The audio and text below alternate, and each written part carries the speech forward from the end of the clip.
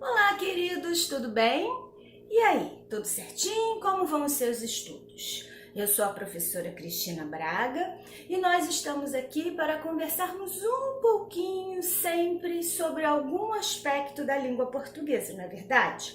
Pois é, nosso assunto hoje vai mais para o campo da literatura. Nós vamos continuar nosso estudo sobre os gêneros literários.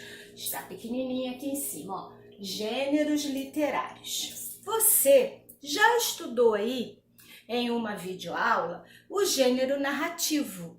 E você também já estudou aí em outra videoaula o gênero lírico. E o que nós vamos fazer hoje? Hoje nós vamos estudar um pouquinho sobre o gênero dramático, o gênero épico e o gênero ensaístico, certo? Sempre eu preciso lembrar que as informações aqui, gente, são muito simples, são muito básicas, são elementares, vão servir de introdução ao seu estudo. Ao acabar a videoaula, você pode se dedicar às suas pesquisas, dependendo do seu objetivo, combinado? Então vamos lá? Gênero dramático. Bem, se nós estamos falando de gênero dramático, na mesma hora vai vir à nossa cabeça o pensamento sobre teatro, peça teatral. Aquilo que você já assistiu, de alguma maneira, de que você se lembra, que tem referência ao teatro. Muito bem. Para que esse teatro aconteça, gente, nós precisamos da interação de 3 elementos. Vai haver teatro quando houver um público, que é aquele que assiste, quando houver atores, que são aqueles que representam, que apresentam o texto para nós, e é preciso que haja um texto, né, para que o teatro aconteça. Isso é tão presente na nossa vida, por mais que você não tenha o hábito de ir ao teatro com frequência, ou que na sua cidade essa possibilidade seja bastante remota, ou no momento atual, né, que a gente nem pode sair de casa, o teatro é só virtual mesmo, todo mundo conhece. Mas de onde veio isso?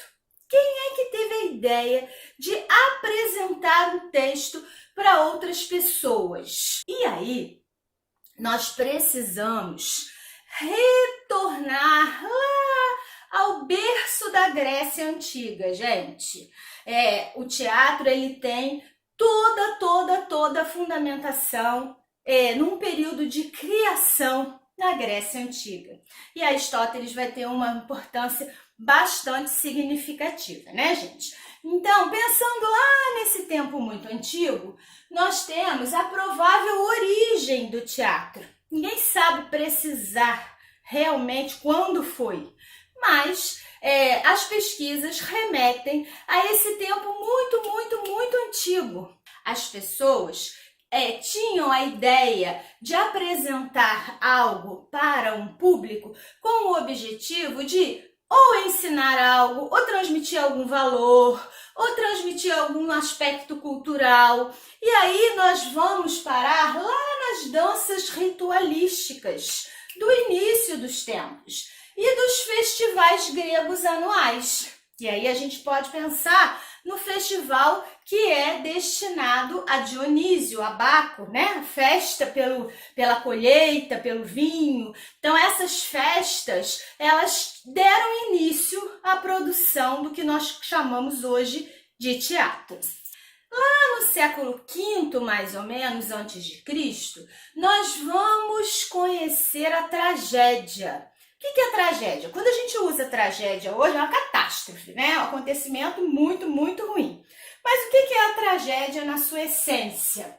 A tragédia é um tipo de texto teatral que apresenta transgressão, apresenta personagens nobres e apresenta temas sérios, com o objetivo de que o público reflita sobre aquilo, se emocione, pense, reflita sobre aqueles acontecimentos, muitas vezes acontecimentos de terror, em que ele vai ficar atemorizado, e muitas vezes com sentimento de identificação, e aí aparece a catarse. Então, a tragédia, ela tem como essência aquele texto absolutamente sério e reflexivo, que vai envolver o público para que ele tenha esse tipo de reação. Em seguida, nós vamos conhecer a comédia, ainda lá atrás. E a comédia, ela não tem mais esse aspecto tão sério, lógico. O que vai acontecer? A temática vai ser uma temática do cotidiano. Os temas vão ser mais leves e os personagens não vão ser grandiosos e nobres. Os personagens vão ser humanos. Bem, o tempo passa, isso se desenvolve mundo afora e nós vamos chegar ao Brasil.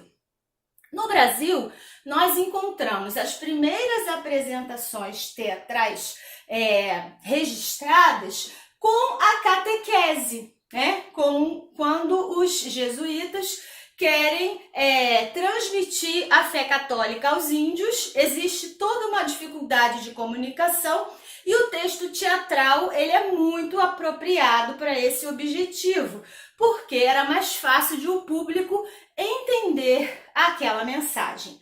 Aí nós já estamos falando de século XVI. Dando um salto lá para o século XIX, a gente vai encontrar Martins Pena, que é um nome muito, muito importante, gente, que vai mostrar os romances de costume, né? Vai mostrar como é que eram os hábitos, como é que eram os divertimentos, como é que eram as discussões daquela sociedade do início do século XIX. E essa comédia de costumes é muito importante para o desenvolvimento do teatro. E ele é seguido por Arthur Azevedo, que é um nome conhecido. Depois a gente vai para o século XX. E no século XX, gente, na década de 40, aparece um nome sensacional que é Nelson Rodrigues. Nelson Rodrigues é responsável por, assim, uma grande produção significativa no gênero dramático brasileiro. Depois desse boom do teatro, a gente vai ter, nas décadas de 50 e 60, um grupo de pessoas que também vai se dedicar ao teatro, que é João Francisco Guarnieri, Dias Gomes, bastante conhecido, Ariano Suassuna, Boal, gente, Augusto Boal do Teatro do Oprimido, Chico Buarque, Plínio Marcos e vários outros. Aí vem o período de ditadura e esse desenvolvimento do teatro ele é interrompido, né? Porque há várias restrições a esse tipo de apresentação de texto que envolve o público e faz o público refletir sobre questões diversas.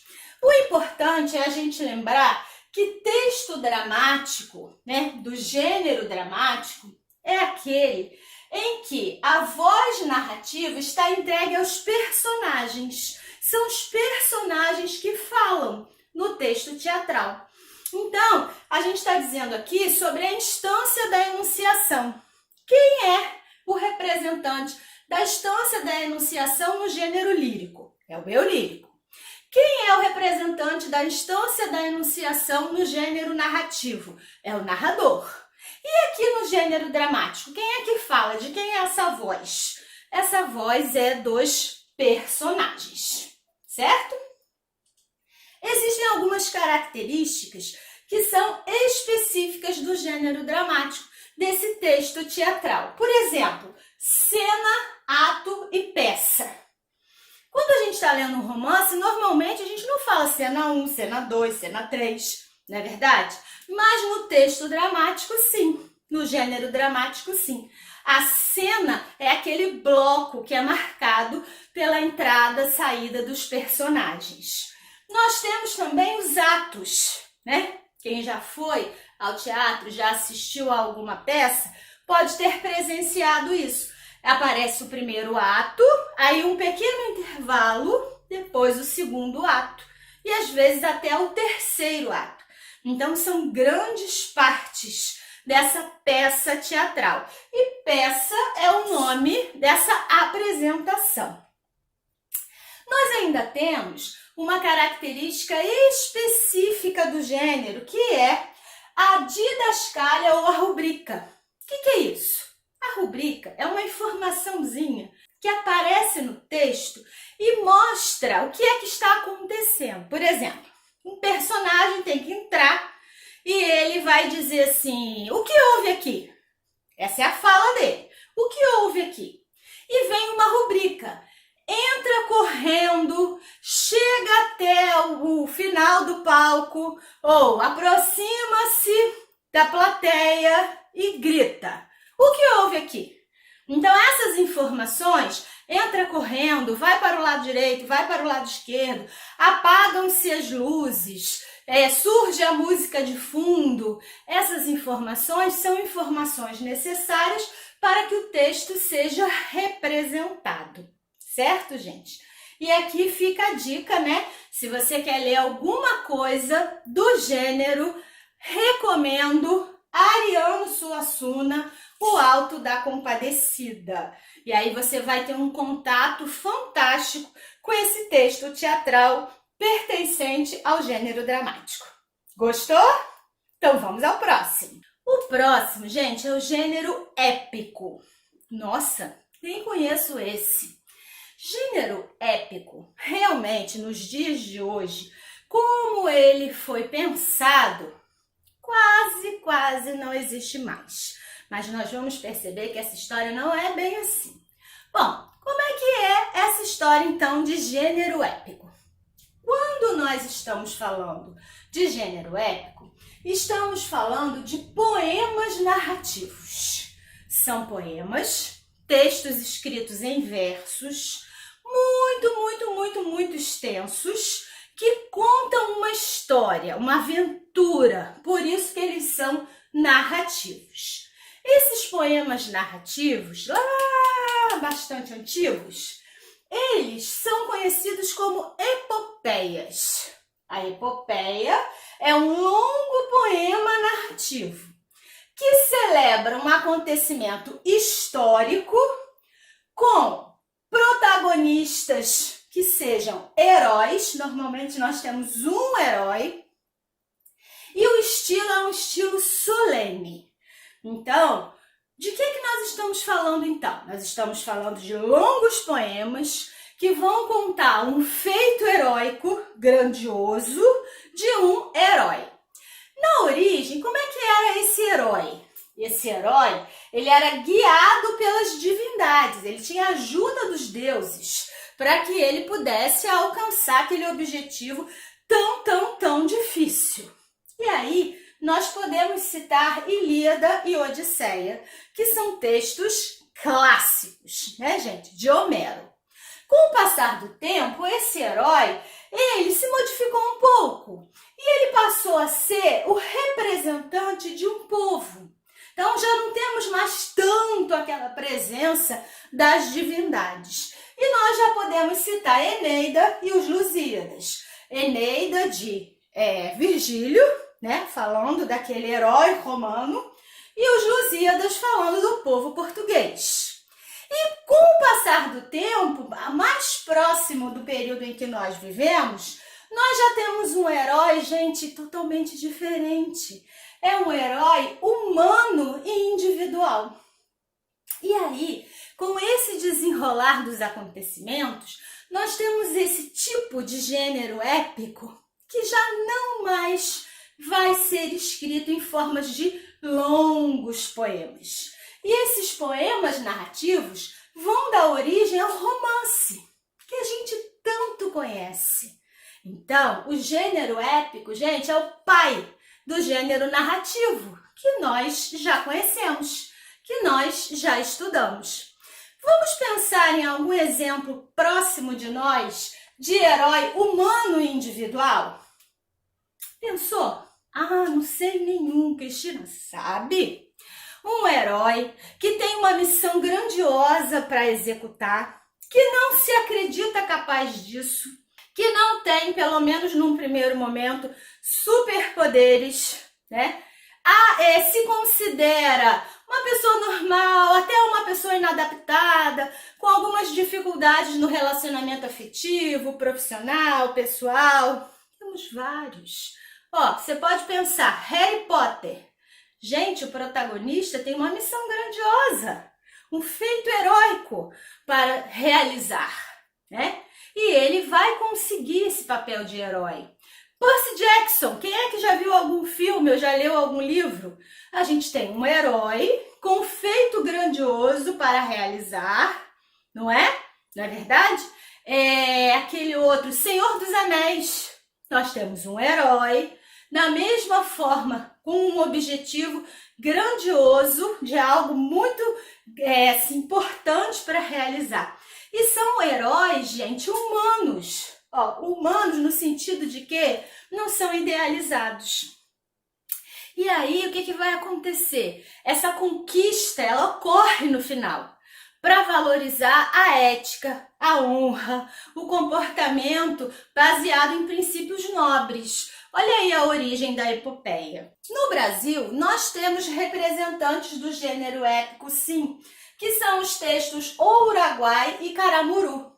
Textos escritos em versos, sim. Nós estamos falando aqui do período do arcadismo, tá, gente? Século XVIII. O Uruguai foi escrito por Basílio da Gama e Caramuru foi escrito por Frei de Santa Rita Durão.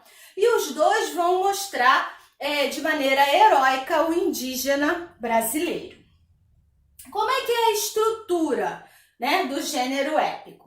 Nós temos um poema escrito sempre em versos, um texto escrito em versos.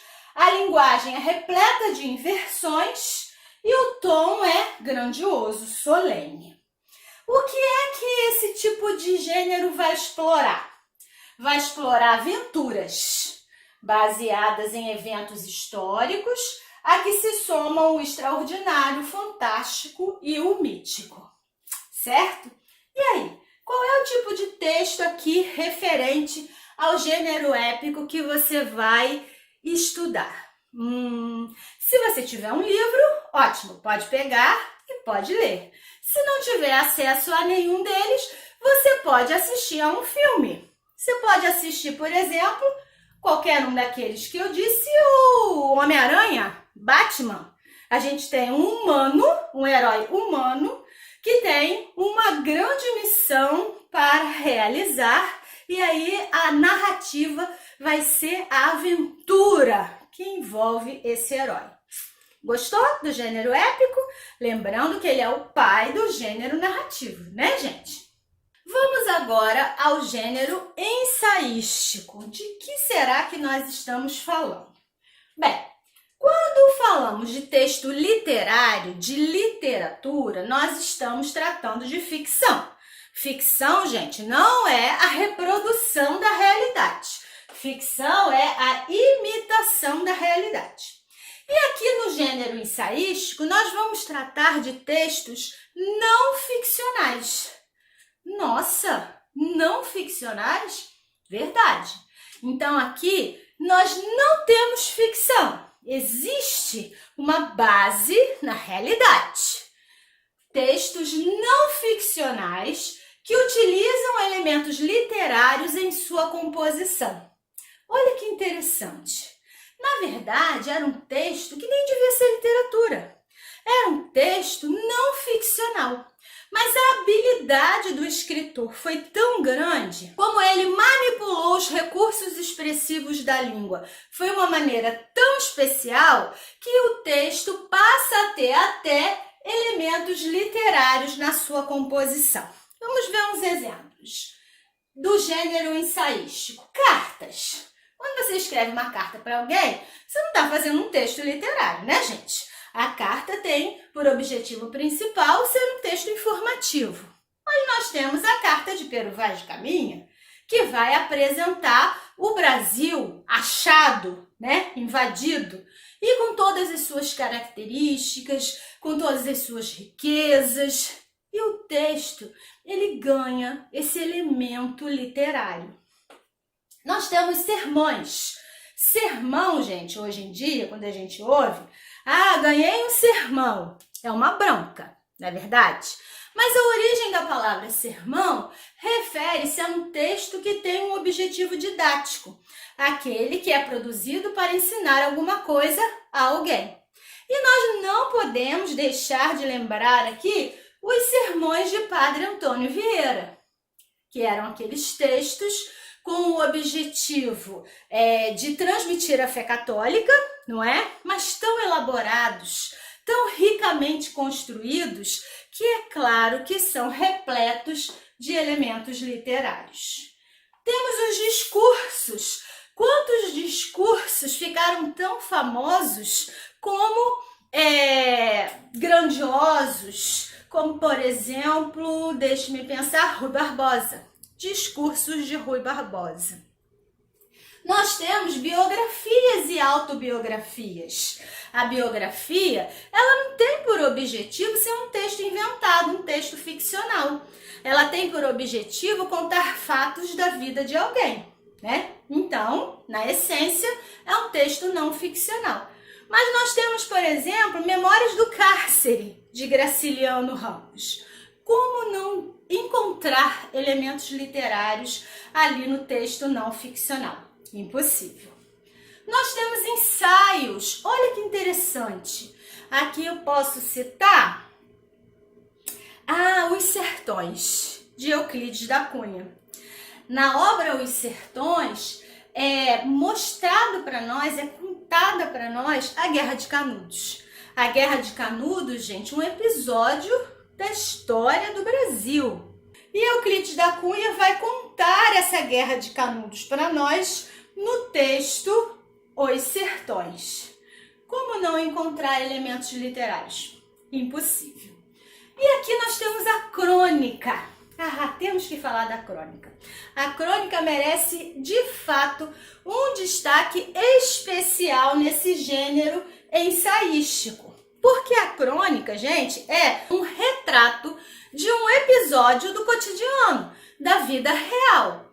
O cronista é aquele escritor que está observando o decorrer da vida e ele flagra uma cena, normalmente uma cena do cotidiano, uma cena que aconteceu de verdade, e dali ele constrói o seu texto. Só que a habilidade é tanta para contar aquela história que o texto acaba recheado de elementos literários. Vamos dar uma olhadinha aqui então. Algumas poucas manifestações desse gênero conseguem a sofisticação necessária para serem valorizadas como literatura. Tá? Então, as cartas pertencentes ao gênero ensaístico. E gênero ensaístico é aquele não ficcional. Quando essa carta se destaca por grandes habilidades daquele escritor, ela pode ser considerada como literatura. É isso que a gente está vendo aqui. Para que isso aconteça, para que esse tipo de texto não ficcional seja valorizado como literatura, o que é necessário? O manejo da linguagem de modo criativo, inventivo, figurado e incomum. Não é verdade? Então, é esse manejo expressivo da linguagem que vai transformar um texto não ficcional em um texto literário. Destaque aqui para a crônica, né?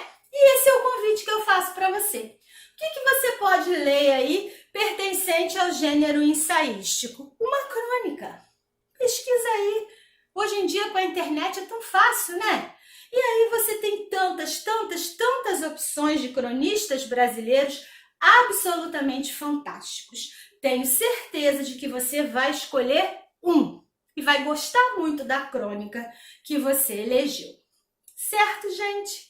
Então, depois de estudarmos o gênero narrativo e o gênero lírico, hoje nós estudamos um pouquinho do gênero dramático, do gênero épico e do gênero ensaístico.